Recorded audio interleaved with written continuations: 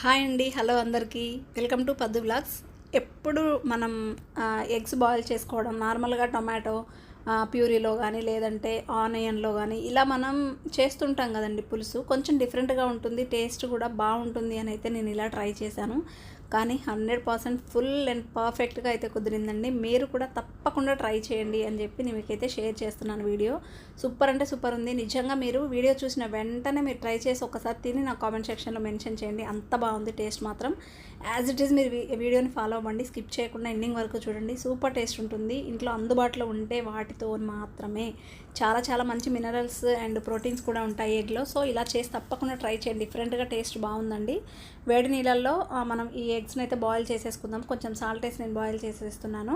Then ఈలోపు నేను ఉల్లిపాయలు అండ్ పచ్చిమిర్చి అండ్ జీడిపప్పు పలుకులు వేసి కొంచెం దూరగా అయితే వేపుకుంటున్నానండి ఆయిల్లో. ఓకేనా. దెన్ నెక్స్ట్ వచ్చేసి కొంచెం కొత్తిమీర కూడా యాడ్ చేశాను. పచ్చివాసన పోయే వరకు కొంచెం ఫ్రై చేసుకోండి. కొంచెం బ్రౌనిష్ కలర్లోకి వచ్చే వరకు ఫ్రై చేసేసుకొని వీటిని మనం మిక్సీ జార్లో పట్టేసుకుందాము. మిక్స్ చేసేసుకొని చూడండి గ్రేవీ ఎంత బాగుంటుందో. ఇది చాలా చాలా టేస్ట్ ఉందండి. దీనివల్లనే చాలా టేస్ట్ వచ్చిందనమాట కర్రీకి. చూడండి మిక్సీ జార్లో చాలా స్మూత్ పేస్ట్ వచ్చేసింది. అలానే చేసేయండి. కొంచెం కడాయిలో ఆయిల్ యాడ్ చేసి మనం ఇప్పుడు ప్రిపేర్ చేసుకున్న గ్రేవీని ఇందులో అయితే వేసేసి కొంచెం ఉడికించుకోండి పచ్చివాసన పోయే వరకు. దీంట్లో కొంచెం పసుపు, కొంచెం కారం, కొంచెం ధనియా పొడి, కొంచెం తగినంత సాల్ట్ కూడా యాడ్ చేసి మొత్తం మిక్స్ చేసేయండి. మిక్స్ చేసి జస్ట్ ఒక 2-3 మినిట్స్ అలా అయితే పచ్చివాసన పోయే వరకు అయితే కొంచెం బాయిల్ అవ్వనివ్వండి గ్రేవీని. దెన్ నెక్స్ట్ కొంచెం కర్డ్ కూడా వేసాను చూసారా. పెరుగు ఒక 2 కప్స్ అండ్ అల్లం వెల్లుల్లి పేస్ట్. ఇవి కొంచెం ముందు వేయకుండా ఇలా వేయడం ద్వారా ఏంటంటే కొంచెం ఫ్లేవర్ అనేది మనకు బాగా వెలివేట్ అవుతుంది. సో ఇది ఇలా కొంచెం మనకి ఆ గ్రేవీ ఉడికే వరకు అలా అయితే పక్కన పెట్టేసుకొని ఈలోపు మనం ఈ బాయిల్ అయిన ఎగ్స్ ఉంటాయి కదా, వాటిని మొత్తం కూడా పొట్టు తీసేసి ప్రిపేర్ చేసుకోండి. నేనైతే ఒక 6 ఎగ్స్ తీసుకున్నాను. మీ క్వాంటిటీని బట్టి మీకు కావాల్సిన ఎగ్స్ అయితే మీరు ప్రిపేర్ చేసుకోండి.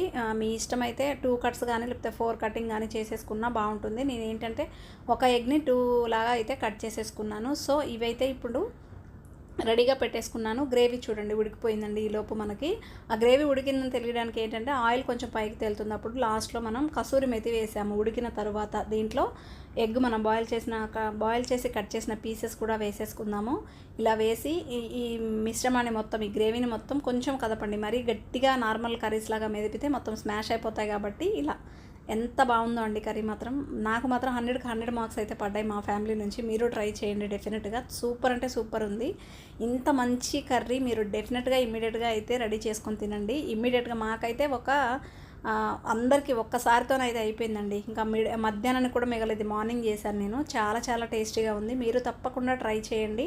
వీడియో నచ్చితే తప్పకుండా లైక్ చేయండి, షేర్ చేయండి, కామెంట్ చేయండి, సబ్స్క్రైబ్ చేసుకోవడం అస్సలు మర్చిపోవద్దు.